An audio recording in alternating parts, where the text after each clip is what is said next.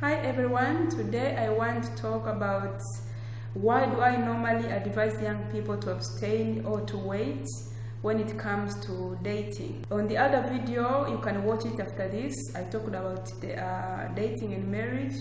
I say that you should go for dating when you think you are ready to get married, and I talked in detail, so you can watch it as well. But now I want to add more on top of that.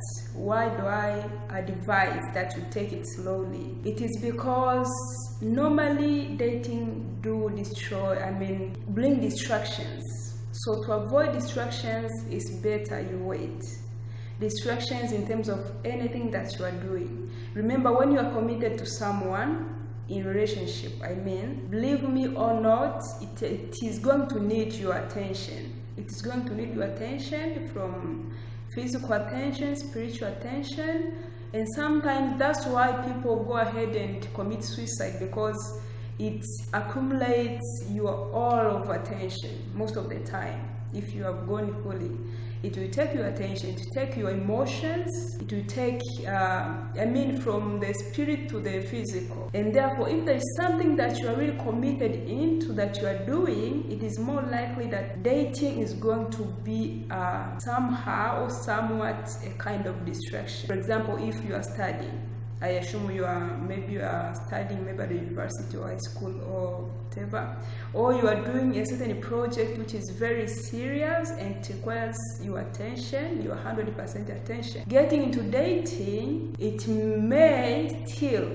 your part of attention in terms of mind, in terms of emotions, because remember, you need to give emotions to that person. You need to give your attention to that person, and sometimes the person may need you to be there at the time when you are busy, or at the time when your project also needs you badly, or at the time when you are working on something very sensitive. And therefore, many people or many young people are failing to divide. And of course, most of the time it is difficult to divide if you have divided the attention. Put half on your boyfriend or girlfriend whatsoever, and half on your project. Because if your project is very sensitive, you need to give it a full attention. And at the same time, the person you are dating with wants your full attention, so it is going to be somewhat a challenge. That's why if you need to be committed, fully committed to what you are doing, it is better to wait on the side of dating, and when you are ready, you can now commit into dating. And at this time, not only that you commit, but you are ready to move forward, courtship, or going to calling him or her fiancé and moving into marriage.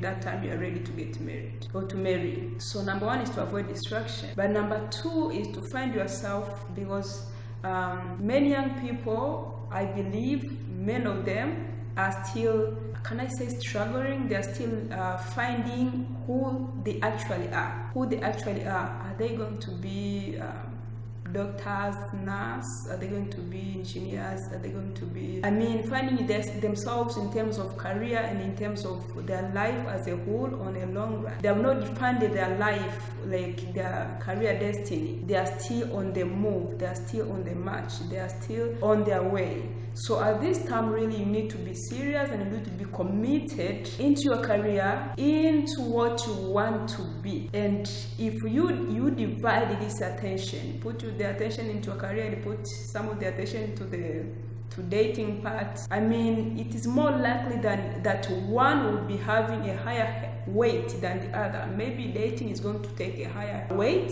the extent that you put a little emphasis or a little weight on your career, and at the end of the day, you will not have a successful career. So since you are on the time of transmission, or on the time of looking who you actually want to be, it's important, I advise, that you concentrate on this part of finding who you actually are or who you actually want to be, and concentrating on that. And when you think it is fully settled, now you know, yes, I am the right path, this is where I'm actually happy being, this is where I have actually been leaning to be, and then at that time you can proceed on the other side now of dating. I mean, at that point, I assume you are ready also to marry. So that's the other importance of abstaining or waiting as far as the dating is concerned. But the other, which I consider important too, is that at this point you refrain yourself from giving your energy to someone who might not be your wife or who might not be your husband. Because as far as I know, many young people are dating and they are not sure if the person they are dating is going to be their wife or their husband. They are not sure. They are just dating for the sake of dating. They are just dating because someone else is doing it, or they are just dating because it is the age. They are more than 18 years old, but they are not sure if that is going to be their wife or their husband. So since you are not sure, it is more likely that you are going to give their strength, to give them your strength. They are going to use you, and at the same time, after using you, they will leave you. So when your real husband or when your real wife comes, they meet you already tired. You are, already tired from emotions, already tired in terms of your emotions are already divided into lots of people. There is not enough room in the inside of you to offer the best to your wife or the best to your husband as far as emotionally and everything that it takes in your marriage.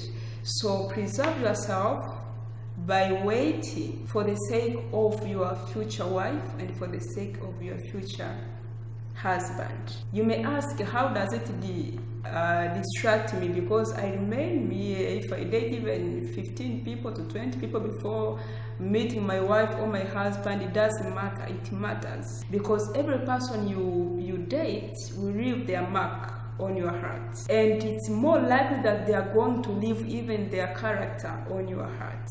It's more likely you are going to adapt some of their character or some of their behavior or some of their way of thinking or some of their way of talking. They are going to influence you in one way or another. And if they are wrong people, they will influence you wrongly. This is the first one. The second one comes, influences you wrongly. And the third one comes that way. At the end of the day, you'll be like, the person that is undefined. So to avoid all this, and since you want to have a perfect and the best wife and a perfect and the best husband, I know everyone wants that. Try on your best to be or to preserve yourself as a perfect wife or the perfect husband, and try to preserve yourself as a perfect husband for the perfect wife. Don't ruin yourself at this time, and at the end you want to marry, you want the best and perfect wife. So you're going to harvest what you planted. So don't plant maize and expect to harvest apple. That's impossible. You want apple, you want to harvest apple, you have to plant apple. You want maize, plant maize. Because this is the mistake that many youth do. They go play around, mess up with different people. And at the end of the day, when they want to settle down, they are like, I want the best wife. I want the best husband. Come on, were you the best? So think twice and ask yourself that question. But also in the proverb, those who read the Bible, I love this verse in the Proverb 31:3. It talks to men, of course.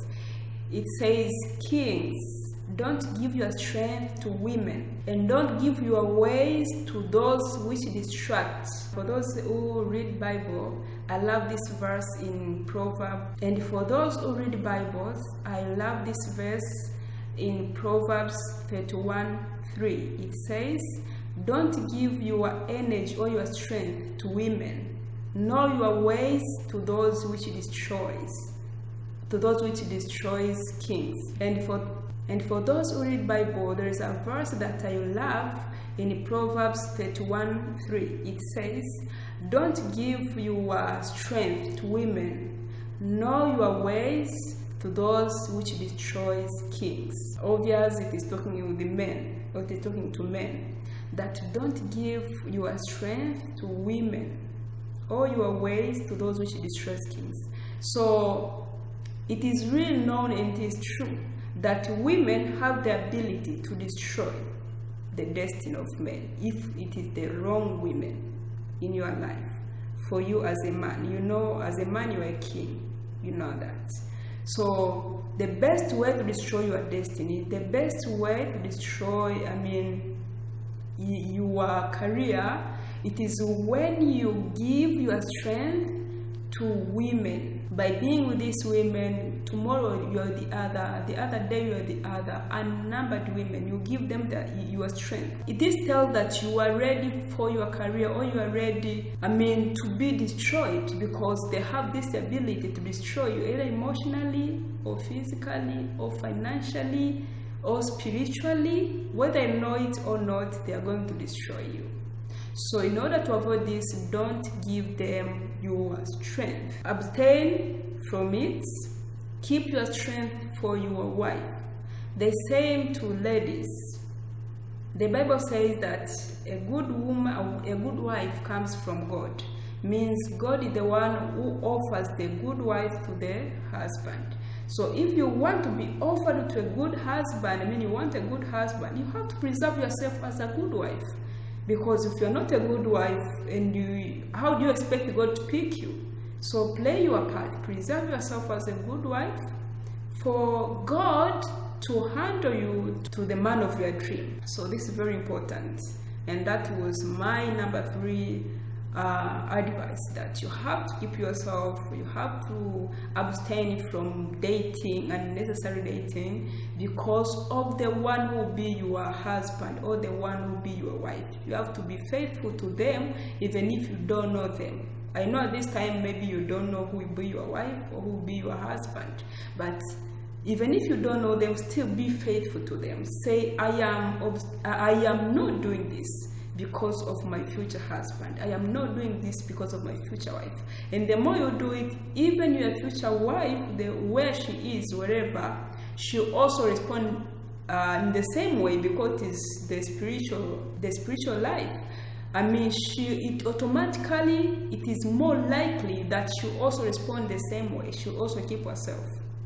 And if you don't keep yourself, he also will not keep himself.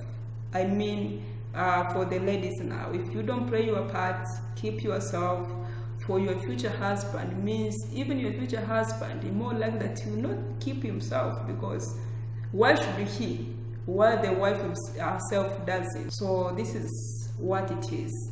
What goes around comes around. Make sure you preserve yourself if you want a wonderful and perfect wife, and if you want a wonderful and perfect husband, make sure you preserve yourself. And the best way to do it, in my own perception, is by refraining, or by waiting, or by staying away from the so-called dating when you think or when you know that you are not ready to get married at this point. When you know for sure that you're not dating for marriage, you are just dating for fun. This one, please try yourself to stop it, and try yourself to not do it, because the results most of the time are not good. You date this person, they will leave a mark on your heart. They will destroy your feelings, they will destroy your heart. The other one will come and they will leave their mark. When your wife or when your husband comes, they'll find you already teared apart. You are just pieces. You are not organized, because in your heart you have a mark of X, you have a mark of Y, Z, P. Unnumbered of them. So, your life is not organized, your life is not clear to receive and to offer what it takes to be a great wife or a great husband. So this is the main reason why I do tell young people, instead of doing try and error, because others do try and error, they be like, I will be trying, and at the end of the day, through trying, I may get the perfect one. No. I said on that video, you can go and watch again, that it is not about try and error. You are born a lady, there is a man for you.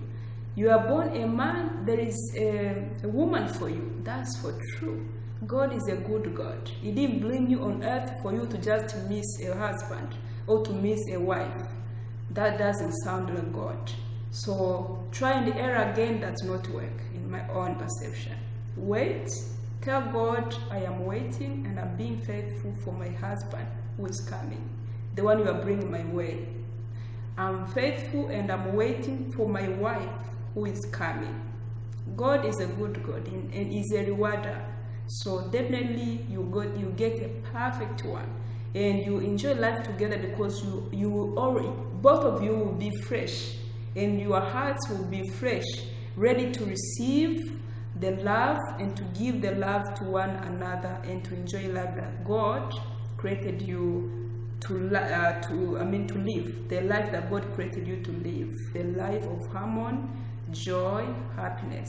That's it. So please, if you can, and I know you can, don't say you can't, I know you can, stay away from dating unnecessarily when you think you're not ready for marriage, for these 3 reasons. Number 1, for your career purpose, to take time to identify who you are. Number 2, to avoid distraction. But number 3, to prepare yourself and to be faithful to your future husband or your future wife. Thank you so much, and hope this helps you.